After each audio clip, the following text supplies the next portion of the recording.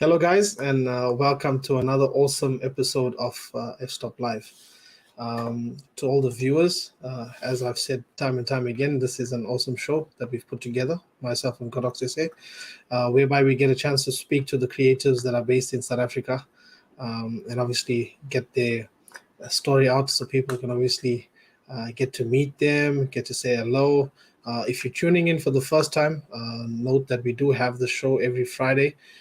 Sometimes we have it on a Thursday, depending on the load shedding schedules and obviously availability. But do say hello in the comments. I definitely watch the comments, and I will definitely give you a shout out. Like Kenlan, hello Kenlan. Nice to have you. A few weeks ago we had Kenlan on the show. We're definitely going to have some awesome photographers coming up as well. But for today, we have an amazing photographer, someone that has actually changed quite a bit of the market, and I would say in fact, the landscape of photography in South Africa. He's been instrumental in the growing and the development of so many photographers in SA, and I can definitely say that he's also been quite instrumental in my life personally. He's a good friend of mine. He's an amazing creative, and he's someone that goes out of his way to always ensure that people around him actually are lifted and move on to bigger and better things. And if you know him, his name is Andrew Samuel Basson, and I'd like for you to say hello to him. Andrew, Hey, dude. how are you doing? I am doing quite marvelous as always. It is evening time. We've got load shedding, but I've got power. I think while we have power now, let's ensure that we have a great session. Just obviously say hello to the guests that are tuning in. We've got Andisa. Yes, Andisa, Andisa. thank you so much for enjoying. Thank you so much for joining us on our episode of Fstop Live. As I said, That's viewers, awesome. if you are watching, just drop your name, tell me where you're watching from, and if you have any questions between myself and Andrew, we will definitely answer you. But Andrew, you're saying you're having a nice afternoon, eh? So Yeah, I dude, having a finally nice get I afternoon. finally get to have you on the show. I'm always open for anything. Literally. So it's quite fun.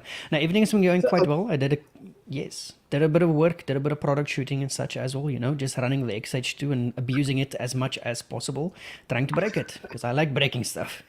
because you like breaking stuff, you definitely like breaking stuff.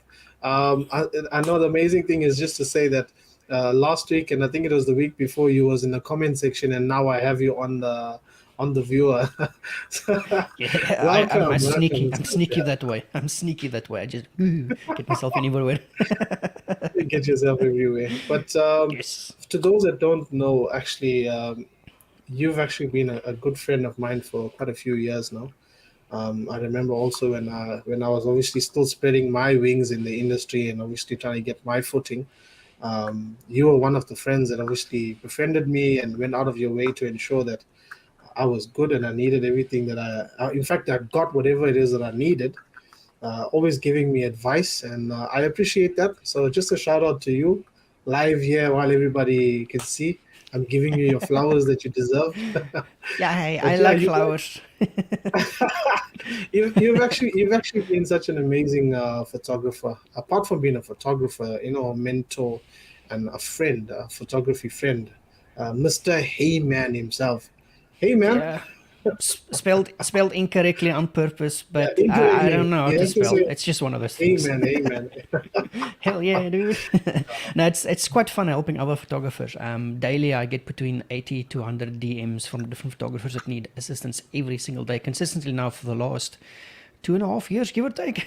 So it's quite busy, but it is a lot of fun, and it's amazing seeing them growing step by step, taking in the knowledge and just applying it to their own work, to the point where I actually just kind of forget to go and do my own shoots and just help them instead, because it's more fun. I enjoy teaching. So for the last 3 years, more or less, or such, I've been focusing on teaching. It's more fun giving back to the community than doing shoots. It is fun still doing shoots for models and such as well, and clients, they pay, so it's cool. But teaching, it's cool. I love it so much. Now, I think that's something as well that obviously people would have noticed, and this is something that's been obviously a friend of yours. I've noticed as well, you've actually switched the roles out from obviously being a photographer and a commercial photographer. I know you used to do quite a bit of that, and now you went more into mentoring and more into teaching. Yes, you do take the odd photography job here and there. I've seen recently you posted how there's a billboard that's put up that you recently did for I think it's Heart FM, right? Yes, Heartbeat FM Beat here in George. Heart FM. Yes, Heartbeat FM. Yes. They're here in George. Nice little group of people. They do a lot of community work as well, which is why I love them so much. And that was actually a funny little billboard shoot session thingy to help a friend that needed some help, so we can get everything sorted out and put on the freaking. I think it's a 6 by 5 meter or something as such. It's huge, but it's I like billboards. So they're a lot of fun to shoot. I think it's an amazing accomplishment. It's an amazing accomplishment. Just a quick shout out of here. We've got Martin that's watching. Martin, thank you for tuning in. What's up, dude? So for those that don't know, how long have you been doing photography? Or when did you start? Well, I'm gonna start. Apart from the formal training that I know you've had years ago, and what made you get into photography, and how long ago was this?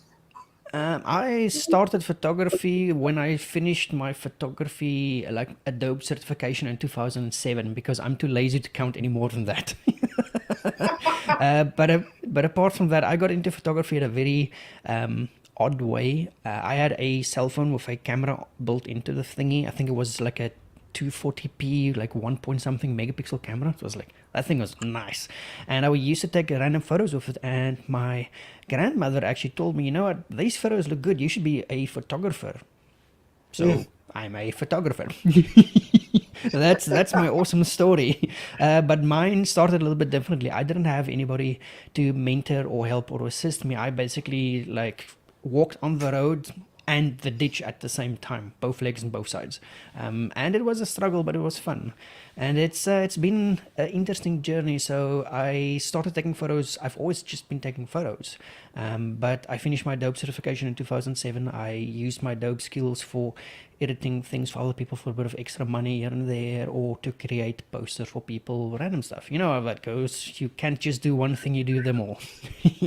But I've always just been in the photography thing as well. I love how you mentioned random stuff, because yes, you post a lot of random stuff. Yes, it's I always know. posting. I notice sometimes you'll just be sending me pictures during the day, and I'm like, Andrew, no, Andrew, this is random, but random, absolutely random. And it is so much fun. And so I've always been involved in some form of inside the photography community, because photography has been my outlet from my extremely technical work that I do. So I've always just been doing it as a side something, but I have done a lot of commercial stuff as well, made some nice money with it, and a whole bunch of non-commercial stuff, which also make a little bit of money here and there. I hate weddings. I still hate them. I refuse to do them. They suck. Good money, but they suck so much. But yes, so photography has just always been a part of everything that I do. My phone's got a few 100,000 photos on it as well, and all my previous phones, I always go for the phone with either a camera which has pro settings or something as such, because cameras used to be expensive. Well, like technically are still expensive, but I didn't have a lot of money to buy camera systems and just do stuff like that. So most of the time I either rented something or I just used my phone for it, for my own stuff. But for client stuff, you need a camera with a lens, preferably a nice You lens. need a good camera, a camera that actually can give you some good results, and then the rest of it is actually knowledge. Yeah, knowledge is the biggest thing, because a lot of people kind of neglect the fact that your cell phone is still a camera. You can use it to practice your composition skills, etc., etc. So you can use your cell phone to build up all your base skills in photography, so that when you do eventually have the funds to buy a decent camera or just a entry-level camera, you already have the knowledge built up to properly use your entry-level camera. And I've used entry-level cameras to shoot weddings and stuff with. I'll do it every day. Doesn't matter. Just give me a 18 to 55 kit lens. I'm good to go. And you're good to go. Hell yeah. And if anything, I think also another thing that maybe people don't know, but you've shot like almost every camera system that's out there. I can easily say that. Every single camera system available in South Africa, I have either used myself or shot or rented out. Everything from Hasselblad all the way to Sigma's very weird FP line. Nice cameras though. Fujifilm, Olympus, Panasonic, Nikon, Sony, every single one of them. I think I've swapped cameras 82, 83 times in the last 3 years, give or take. That's just the ones that I told you about. What's your favorite camera system though? There has to be one that's got your heartbeat.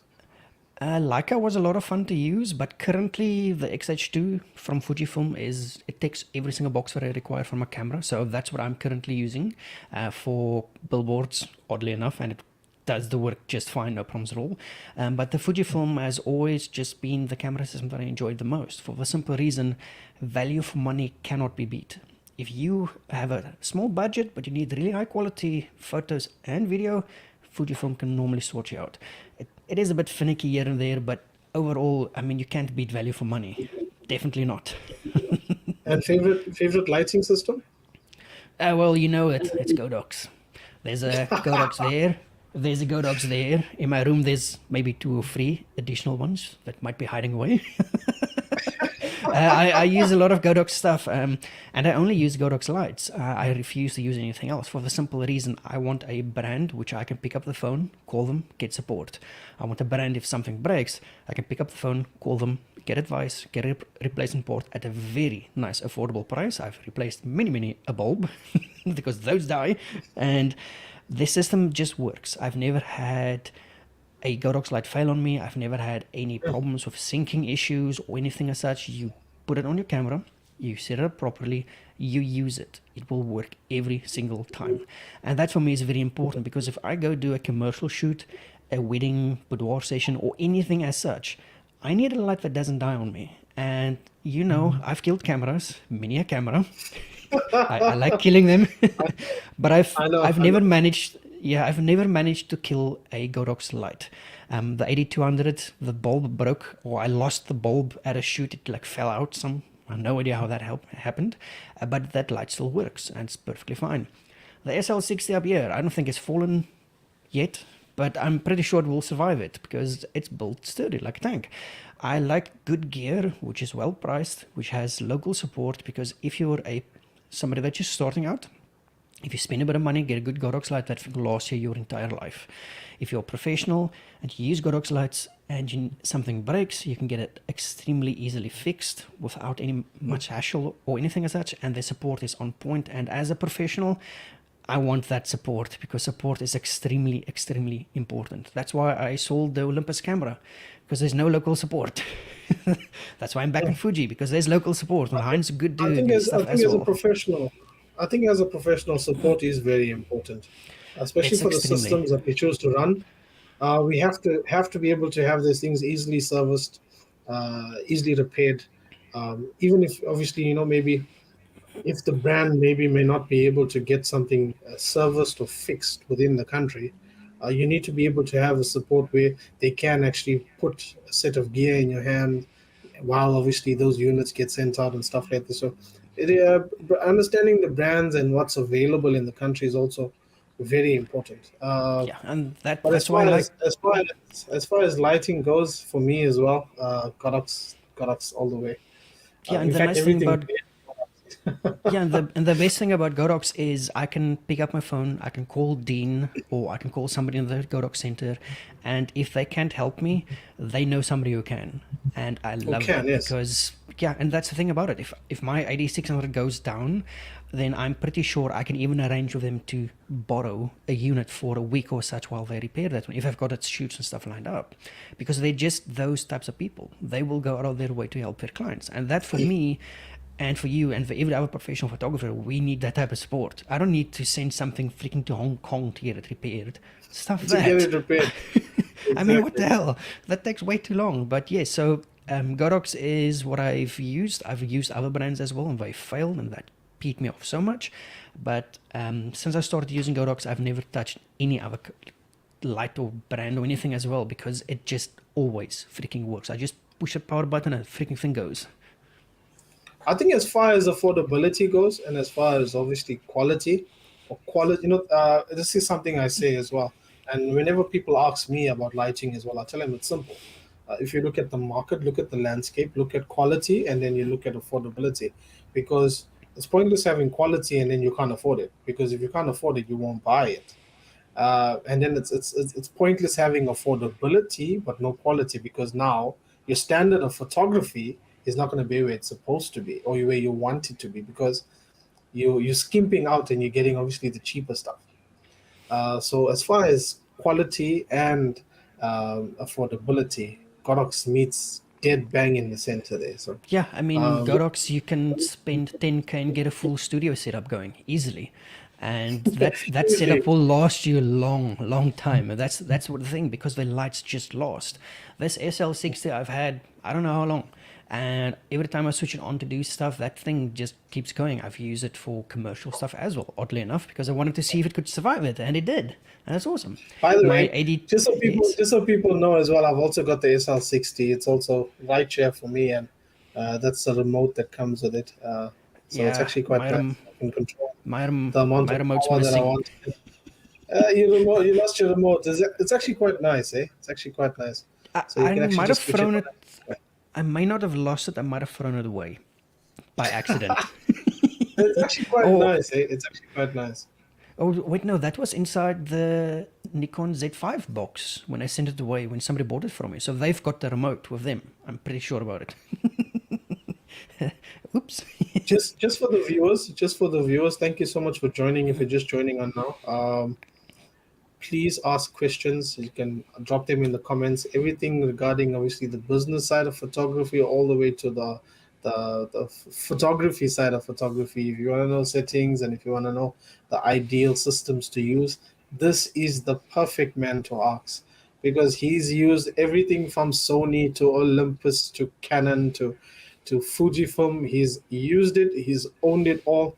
He's the perfect person to ask the question. So drop your questions in the comments, and between myself and Andrew, we'll definitely answer your questions. But thank you so much for joining us, and we'll continue. But Andrew, what's your Nice. favorite light? Just off the top, what's your favorite light? If you're in a If I'm hurry, okay, you need to rush off to go and do a shoot, and you if I'm have rushing, just 1 minute to choose one light. What would you choose?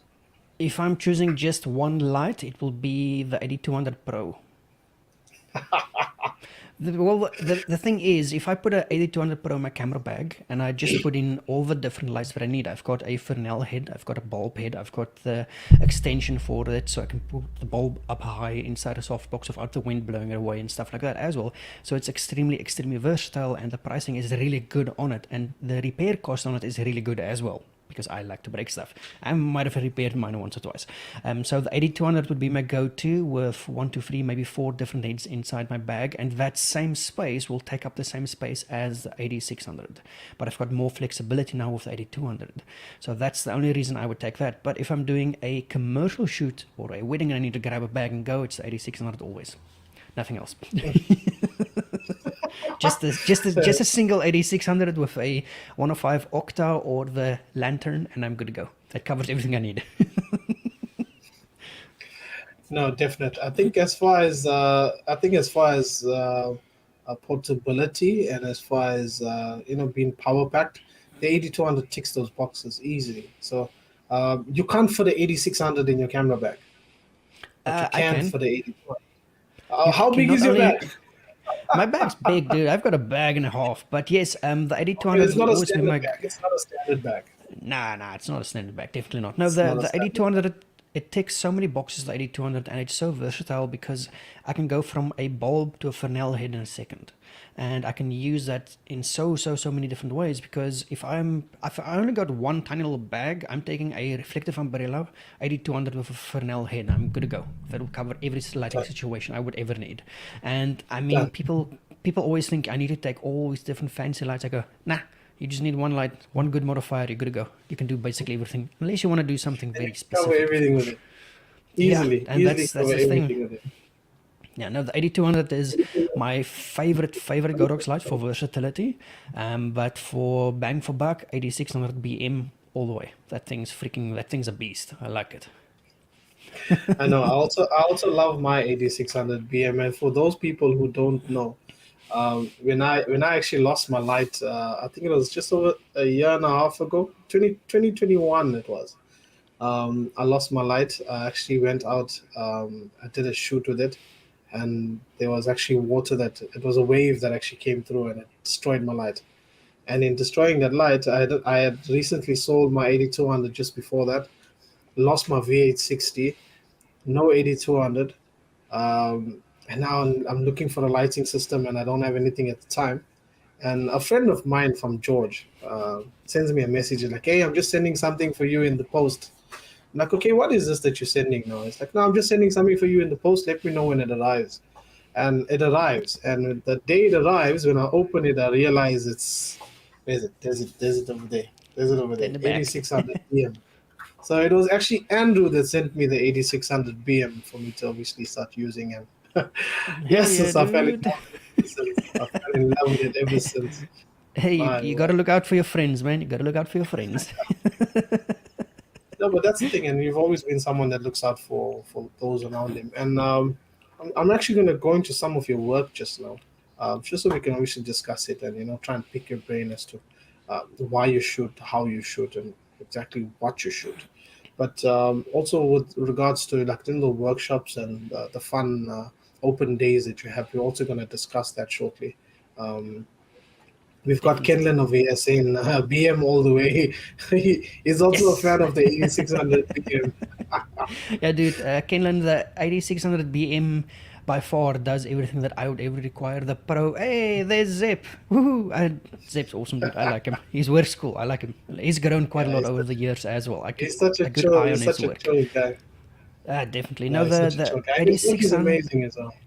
Definitely, he's grown quite a lot in the last 2 years. I've been keeping an eye on his work quite a bit as well. We are in contact every now and then as well. He's a cool dude. I like him. Yeah, the 8600 BM I would choose over the Pro because the Pro does have some features which are very handy if you need those features.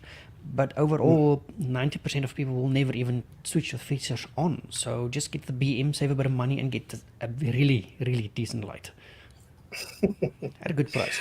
No, I think also with myself, also if I could choose them, I would definitely go for the BM. As far as affordability goes, and as far as obviously quality goes, it's a very good light.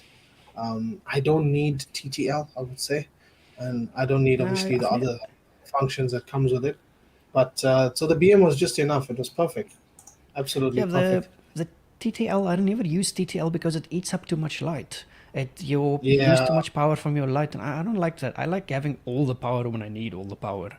So that's literally the only reason I don't use TTL. TTL is nice; it has its uses, but I just never liked TTL myself. I just like to do it manually, do it myself, and get it done with. Then I know what I'm doing because I tell it what to do instead of the camera deciding what it needs to do. I'm just gonna throw something up quickly. All right, we can just run into some of your images. This is a stunning shot. Hey. I remember this shot that was done with a 10 by 30 meter softbox because it was an airplane hangar door. That was a big ass softbox. But yes, that was an awesome shot. And I do like my black and white because I don't know, I've just always liked black and white. It's a very timeless type of photography. Color is good. I can do color as well. I don't know. I struggle with editing color. I like black and white much, much, much more. And the dude on screen is a awesome example of why black and white just works so much better as well. Color photos of Yeah, him, I like them, but the black and white, I mean, he's just got that perfect jawline on him that just shines when you do it in black and white. I think that the contrast as well. What lighting did you use here? Was this all natural? For this was all natural. This was before my You can Godox lights see it in his arrived. eye. Yeah, Just so people know, that's you can see it in his eye. This looks like was this just where the door opening is? that is a 50 meter by 10 meter door. That is an airplane hangar Yeah. because he's standing in front of an airplane. Yeah, this was literally a Yes. week before my Godox lights arrived, so I had to use natural light. So I had to wing it, and I had this I think it huge worked door out really behind nice me. though, eh? It worked out really nice though. It did, but it would You have did well. liked. Yes, I would have. That's where positioning becomes very, very, very important. But I would have loved to have the 8200 in my 105 octa to the right hand side, just for that extra kick, just to make it stand out a little bit more. But for natural light, the editing took a while because I needed to edit it so that it looks like flash. Because I knew I was Yeah. going to use this for my portfolio, and my portfolio's mainly got flash stuff in it anyway. So I just had to do a lot of editing to get it to look like it was a flash that was used. No, this is stunning. It's a fun shot. I enjoyed it. That was for a Ace Models event by a airfield. That was quite fun actually. No, definitely. We're gonna go into. I think we've got a question here as well. Just give me a Yay, second. questions! I love questions. And I'm based in Durban. I find it hard to get the Godox that I like because they always tell me that they don't have the stock. Well, Godox does run out of stock quite fast. Can Godox SA have a direct store? They do have a direct store, not in Durban, but they deliver everywhere in South Africa. If you just go to the Godox SA website, but if there's a very, very specific light that you require, which is out of stock, you should be able to just email Godox at, I think it's info@godoxsa.co.za, and just tell them what you want, and they'll just add it on to the next shipment that comes through to South Africa as well. They've done that in the past, so I'm pretty sure they can get that. But depending on the light you get, you can also go to the Godox website and just see if it's available there. That's normally my go-to. If I can't find it on there, I just pop them an email and they will find it for me. That's why I said I love their support, because they will find it for you. They will make it work. If he can't seem to find it by himself, you can get into contact with me. You'll find me on Facebook. You'll find me on Instagram.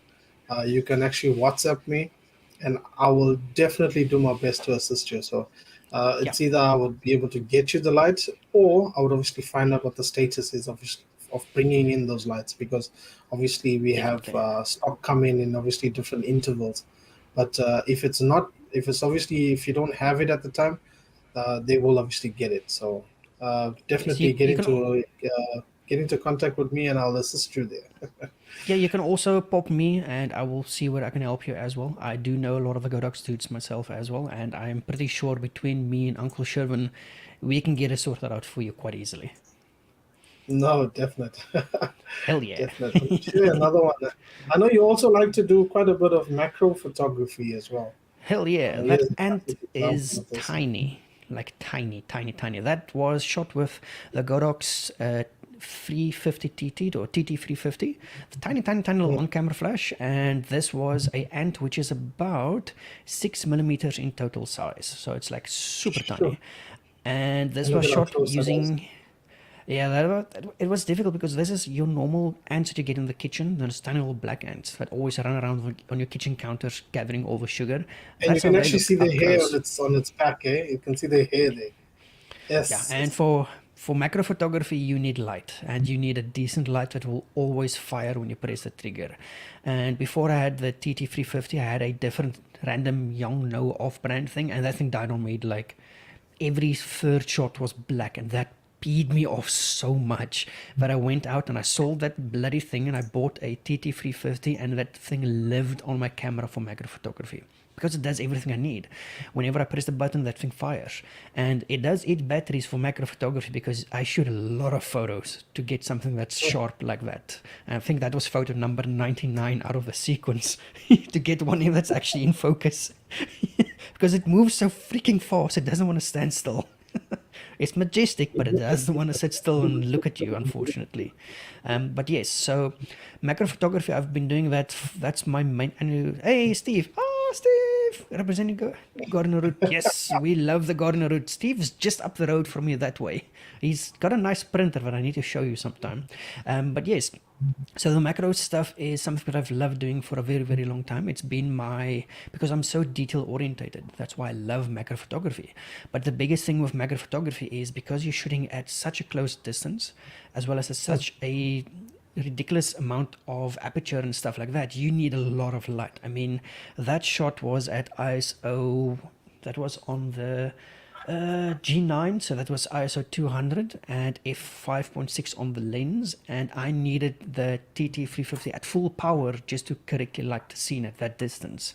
And that's a lot of power. That's why I said it eats batteries like nothing. But the flash normally lasted me about 200 to 250 full power shots for macro photography, and I just rapid fire that thing and just kept freaking living it. I loved it so much.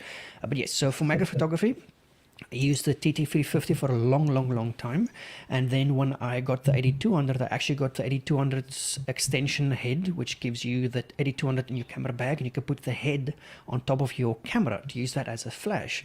And I used that for my macro photography because it's just so convenient and it gives you so much more power and more control and flexibility. You just pop that thing on there with a Fresnel head and you're good to go. Or even I had the bulb on it, just bare bulb, for my macro photography on top of my camera of the 8200, and that thing gave so much light. It was so freaking awesome. I wished I had it sooner though. That's the only complaint I have. It's like, damn it, why did I wait so long to get it? Now, dude, that moving the flash head away from the body is something that is amazing. This shot as well. You just pop a tiny little bit of light and you just take the shot, just aim and fire away. This was shot with I think it was the XH1 and the 56mm f1.2 lens at f1.2, and it's sharp. Can you believe it? I don't know if that photo is sharp though, but it's fun. I like working with the little ones, and this was, I think, the youngest model for Ace models in Mossel Bay, I believe. Those in the gardens or in the public park inside Mossel Bay, and because you've got the good light to work with, you can basically just pop them anywhere and make it look real nice. And I do like it. That's why I said, something small, something portable that has the power to punch way above its weight class. 8200, dude, all the way. Freaking love it. I think definitely. I think if you look at a variety of what I used to shoot before, the 8200 obviously it really helped me out. Yeah, it's Even a good light, but I think up until recently, I did a lot of the work that I did with obviously the 8600, and I still yeah, obviously use the 8200. The 8200 is just so compact. It's amazing. the I only thing think with I the would 8200 go as is, far. Sorry, man. I would go as far as to compare the 8300 and its form factor to the 8200, but obviously understanding that the 8300 has that extra 100 watts of power, and which also is that handy. Godox mount that's on it. Oof. So I'm definitely keen to look at obviously having one like that. Um, the The 300 8300. is better suited for outdoor use compared to the 200 because it's got more power. Yes, yes, But as long as you yes. know the limitations of your gear, as example for 8200, you're not going to stand midday in the middle of the sun with a softbox and try and use it. That's not what it's Yeah, meant to be used for. You get the yeah, 8600 for that. But yeah. yes, so as long as you know the limitations of your gear, the 8200 as well, it can do a lot of cool things. But you Mm. cannot use it in midday in the middle of the sun in the middle of a field. It's not going to give you the results you want. It can do that though on a cloudy day. Just bare bulb it, man. Just bare bulb it. Just pay more. Just use the Fresno. Yeah, dude. Just free. Now the Fresnel head is quite good, but it's a bit too specular for me. So I just sometimes just throw the bare bulb on it and fire away. This is the one where I couldn't use light, for the simple reason it was a rainstorm. But the Oh, XH2 or XH1, sorry, XH1 survived it perfectly, no problems at all. But yeah, unfortunately, this is one of those cases where I covered the event, but I wasn't able to actually use my 8200 at your all lighting. for the simple Look at that. reason it's just freaking rain and a rainstorm. I don't want to put my flash in a plastic bag. I mean, I was ankle deep in water, so yeah, I don't think it's going to survive that, unfortunately. But yes, light's always been something very important. And for event photography like this, we've got all these different mixed light scenarios. Normally, I go early and I talk to the lighting technicians and I find out at what times during the show the lights will be doing what specifically, so that I know that the artist will be standing at this spot singing, so I know I need to be at this angle to shoot at this specific time during the song to get that perfect light on them with all the different lights around them. So it's a very important, communicate with the people at your events and find out what the hell is going on so you know what the hell to do. because this was entire weekend shoot. I think it was 85,000 photos total for the entire event, and it was a 2 or 3 day event. It was like freaking. I ate batteries on that XH1 like it was nothing.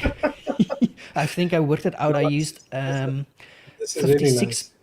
I think I used 56 batteries worth of power total, and I filled up like 120 gig cards like nothing. Because of the weather and stuff, I just like freaking high speed burst and like freaking ride that shutter. Just shoot. Just shoot as fast as you can. Just shoot and That's really nice. sort it out when There's you're a done. shot that I want to go to next.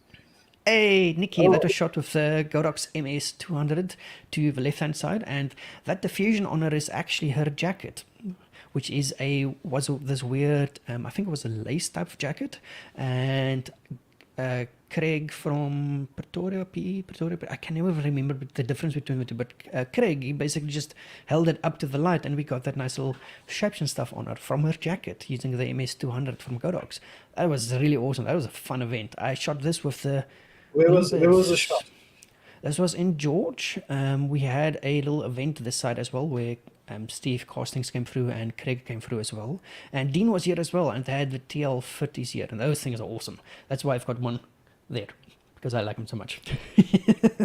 But yes, this was a cool event. We used continuous light with Nikki for this specific shot. I was shooting with the Olympus M1 Mark III, and this was actually with the kit lens, the 50 to 150 millimeter kit lens that I shot this with. I think I was even at like f8 indoors.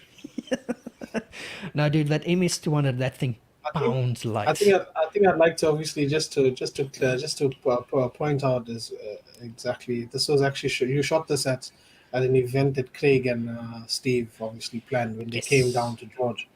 So Steve does a lot of these road shows, and he used to do a lot of these road shows. And he's gonna be, just as an announcement to obviously the Godox community. As I said last week, he's actually going to be planning a few events throughout the country. Stay tuned. Follow him. You can find him at Steve Castings on Facebook and Instagram, because he's going to be having these events coming up in the next few months. So if you want to obviously go out and learn how to do lighting like this, and obviously be a part of an amazing event, follow Steve Castings. Yeah, definitely. I can definitely recommend events where Steve and Craig are involved, because those dudes are, man, I like those dudes. They're a lot of fun to work with. Hey, that's Professor David Block on top of the mountain with the 8200 to the left. No, wait. Yeah, 8200 to the left inside the 105 octabox at full power, because this was close to midday. Justin was holding the light, and Justin was holding this, and didn't this end up going in his book or something like that? Was it not the cover? Yes. Professor David needed some photos for a up-and-coming book, because he does a lot of talks in regards to astrology and things as such as well. So he needed a couple of emotional black and white photos for a book that he's working on as well. So I said, well, I did it all for free because I just wanted to meet the guy anyway. The first day we were inside a building just doing some random photos for the fun of it. And then the next day I told him, you know what, let's do something for you. What type of photos would you like? And he said he liked photos that he saw of a previous president we had, which had bare feet photos next to the road. I cannot remember the name of it because I suck with names. So I said, okay, well, grab your suit. We're going up the mountain. He goes, what? I go, yes, we're going up the mountain to take your photo that you want. And we got that. That also was shot with the 8200 camera left, because I like it camera left. I always like my stuff camera left. At 1/4 on the power, 105 octabox with the Z5. No, this was shot with Z7, Nikon Z7, with a 24 to 75. Not 24 to 75 lens, I believe it was. Awesome shot, super easy to edit, and you just need that extra bit of light. Sun was coming in from behind him, so it just elevated him. So we just needed to lift the shadows, which is what you use flash for anyway, is to get rid of those little shadows. But it was so much fun. Lisa, I'm looking to purchase a Godox light for my outdoor portrait photography, which good budget and good quality light can you store with Godox and Octabox softbox? 8200.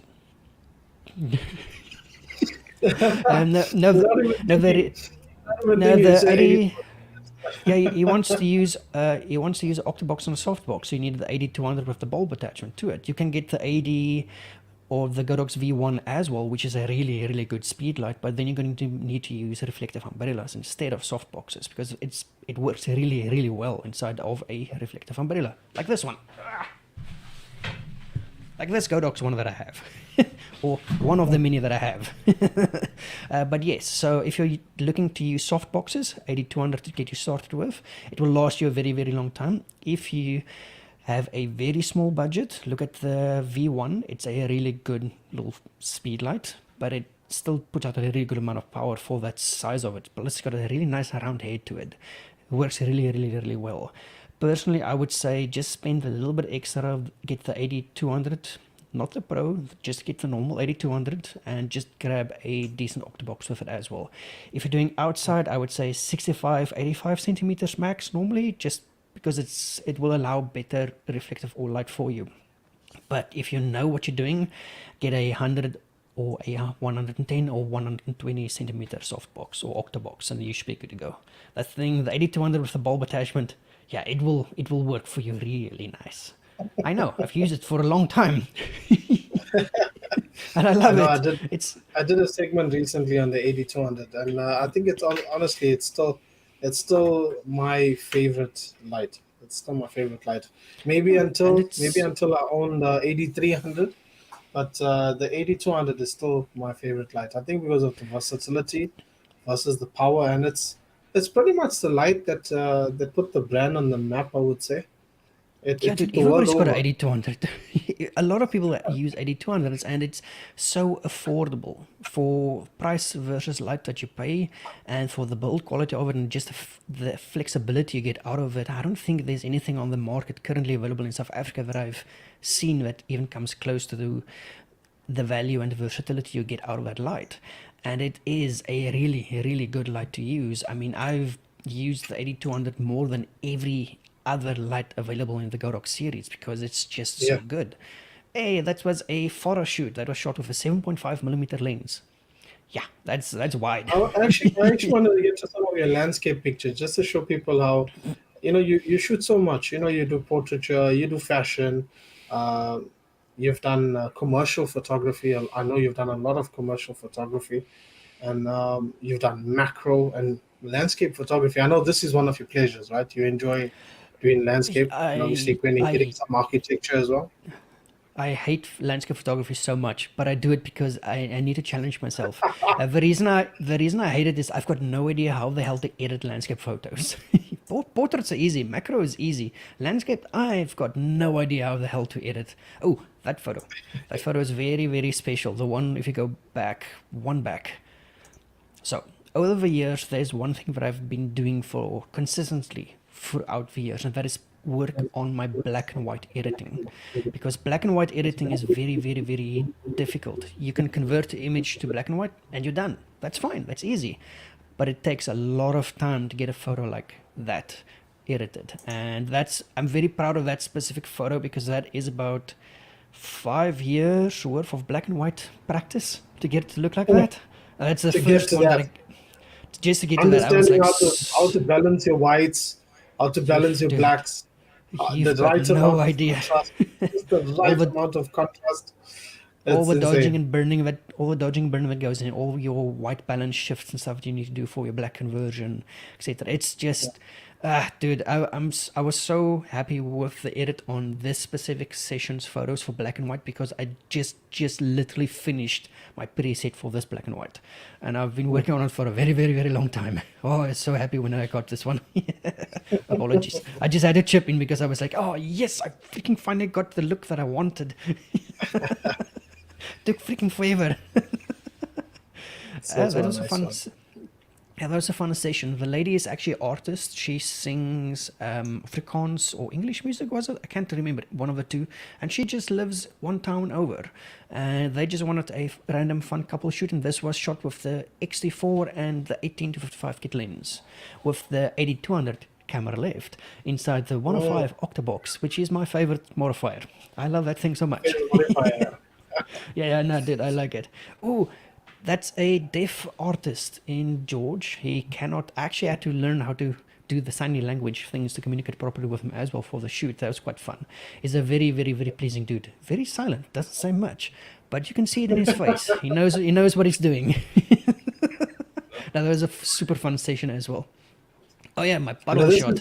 this is one of your recent ones, eh? With your XH2. Yeah, that was shot with the XH2, and this photo is an accidental photo. Because what happened was we were doing a photo walk, me, Justin, and Bernard, here and George, and we walked past a puddle, and Justin said, "I bet you can't take a good photo of this puddle." I go, "Uh-huh, I'll show you." And I showed him. And you showed I, him. I not I not only showed him, but I printed that thing out on a A1 or A0, and it's hanging in my office right now. I saw you printing out. I saw you printed out recently. It Yeah, was that's actually a awesome. fun image. Yeah, this was also with the XH2 in the forest. I want to add some light to my forest stuff as well, but I need something that fits inside the bag. So I'm most likely just going to get the V1 for that, and with a little dome diffuser on it should be perfect, I think. But this was shot, unfortunately, without the V1, because I've got a good idea of what I want to do with it as well. Now, the XH2 has been, it's been nice. I like it. It's a nice little versatile little toolbox of fun little tricks. Hey, there's the colored version of it, which I'm very not proud of, but it's a decent shot I at think it's least. so nice, eh? I think it's actually stunning. The colors, the Yeah, balance is just right. yeah. It's this was actually a JPEG shot straight out of camera with Fujifilm, the XH1. And the 56mm f 1.2 lens at f2.8, and the JPEG out of camera, it was JPEG because I accidentally forgot to change to JPEG plus RAW, so I only have JPEGs for the session. And that annoys me so much because I cannot recover the highlights on the airplane's propeller prop because I shot JPEG, and it sucks so Because you much. shot JPEG and not RAW. Yeah, I messed up my settings, and I was so peed with myself because I knew, I was like, I did change this to RAW the day before. Why did I shoot JPEG? Oh, because I went to a custom one. I'm like, it's like, why? Damn it, sucks so much. It's another thing that's also I'd like to obviously speak to you about, and it's something that we've noticed obviously as a photography community. You are obviously the admin of SA Photography, the biggest photography group in South Africa. So a lot of people get to obviously they see the fact that you're obviously busy with it, but they don't understand that it obviously takes quite a bit of your time in the day. Obviously, being the admin of it, I know there's like thousands and thousands of requests that you have to delete, and obviously stuff that's not right that you're gonna remove. Um, but I'd like to ask, obviously with the workshops that you have, and when you're mentoring and when you're training people and when you're having your open days, um, what is the importance, I would ask, of networking as a photographer? Oh, dude, networking is extremely important. How vital? Photographers, well, I wouldn't say it's extremely vital because some photographers are a-holes.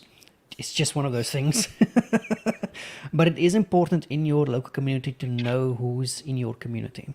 As an example, if I get a wedding and they fall in or without my budget, like a little bit, I'm a bit too expensive for them, then I know at least 3 or 4 local photographers I can point them to. I know them quite well, I know their work, and I can trust them to help this client properly within the budget that the client has. That's why networking for me is important, so I can build up these relationships with different photographers. So I know if I need help with something, I can say, do me a solid and I'll owe you one, something like that, or something as such as well. It's important to know who's in your community so that you know not only who your friends are, but who your competition is as well. Because, as an example, my clients, they wouldn't use other local photographers, unfortunately, because they want something very, very, very specific, which they come to me for. Which means that if I get a client that wants something that you do, then I can go, yes, I know somebody who I trust, and I can recommend them to you, and I know you're going to do a good job and not screw up my recommendation. So for me, it's all about networking and sharing the workload of people close to you. If I'm busy for a weekend and I've got a shoot, I will give it to somebody else, and I will give it with a smile because I know they need the money and they need the experience as well. So I like to share my work with other people, and for me that's a lot of fun because you can see them growing over time as you share these small little portrait sessions with them and stuff as well. They appreciate it so much, and that builds community. And The more the community builds, the more people buy Godox lights, and the more people buy Fujifilm cameras. Because we like those two brands quite a lot. So for me, it's important to network for that specific reason, so that we can share the workload, so we can take care of our local community and just help each other grow, not only business wise but mentally as well. Because as a photographer, if you have got no photography friends, you get depressed because you've got nobody to talk to, nobody to bounce ideas off, nothing like that at all. But now you've built up this nice little network of friends, fellow photographers in your area and such as well, so they become your support group, so you don't sit at home without work for a week or two and you suddenly become like anxious and stuff. You've got no idea what to do. Then you've got friends you can rely on, talk to. You can go to them, you can shadow them for a job, whatever. You guys can go on a fun walk over a weekend. Just relax, unwind, de-stress, recharge, and be ready for the next shoot that comes on along the way as well. Because photography is a very lonely type of work.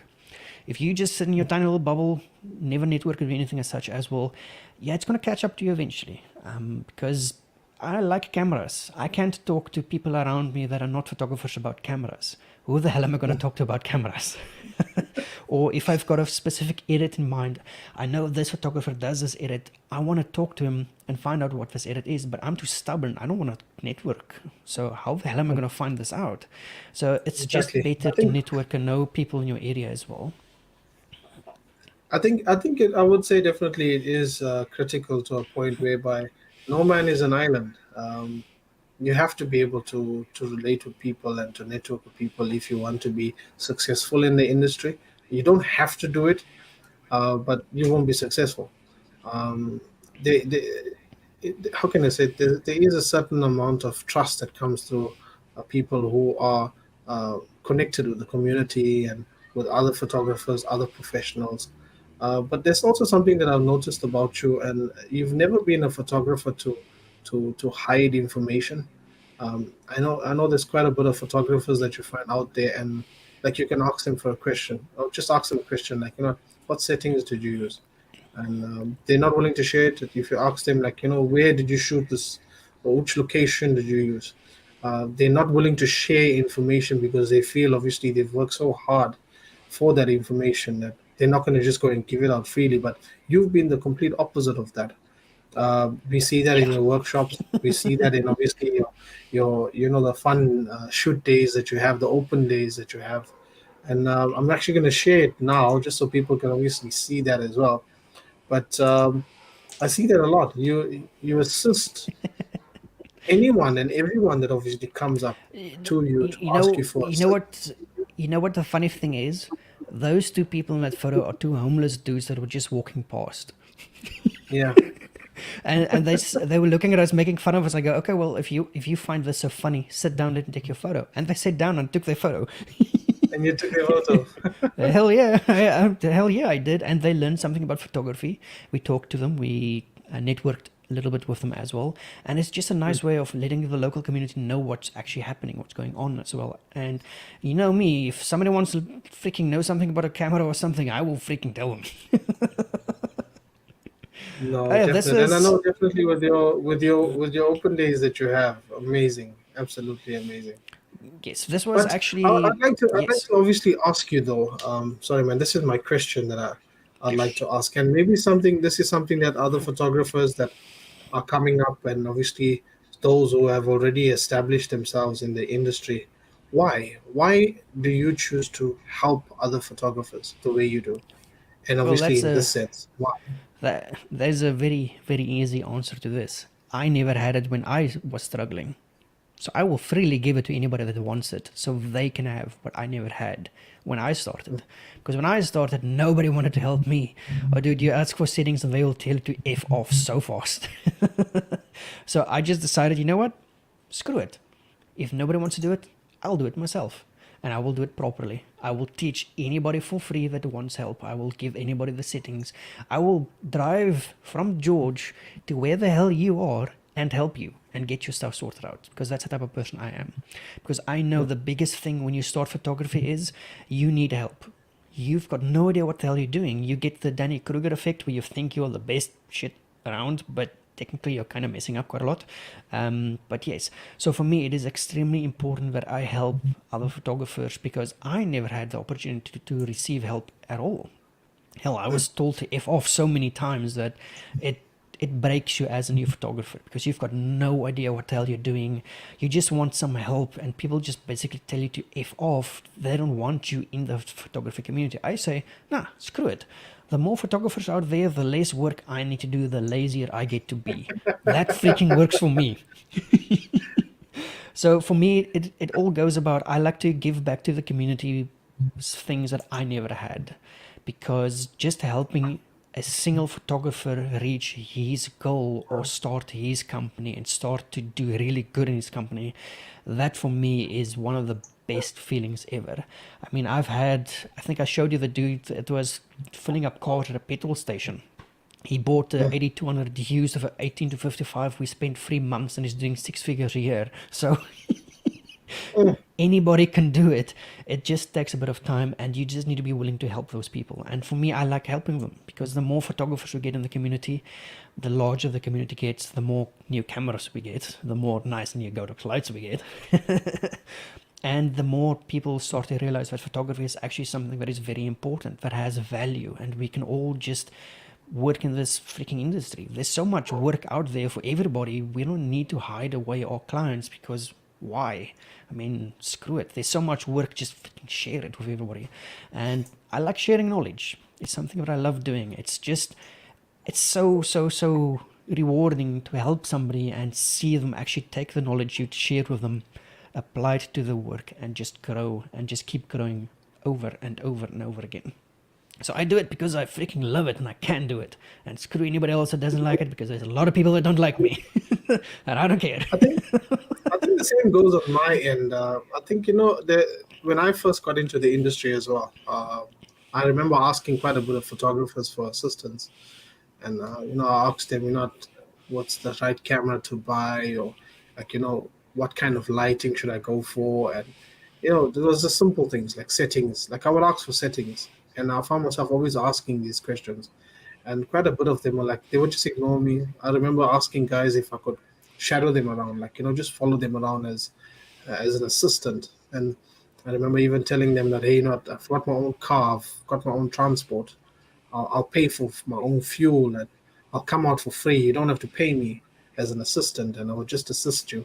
But the fact that I would obviously spend time with them and obviously learn from them, and they were like, nope. And there were very few that obviously assisted me. You were one of them that reached out, obviously gave a helping hand. Notable mentions were people like Lord Hosen, also assisted me quite a bit. I remember I went for one of his workshops, and he helped me quite a bit. He just kept going out of his way. Whenever I'd ask him questions, he'd assist me. People like Mondli Madondo also. I remember actually he took me once, and we went and sat at the Starbucks, and he just went through his editing workflow to show me like, no, bro, this is how you're supposed to be doing it. And you on the top there. There were times I would just call you like, hey, Andrew, how do you do this, or what do you do there? And you were just always willing to assist me. Hell Um, yeah, and dude. it's Gotta help it's your. actually the bond of friendship that we've had for these years now. And we appreciate you as the community.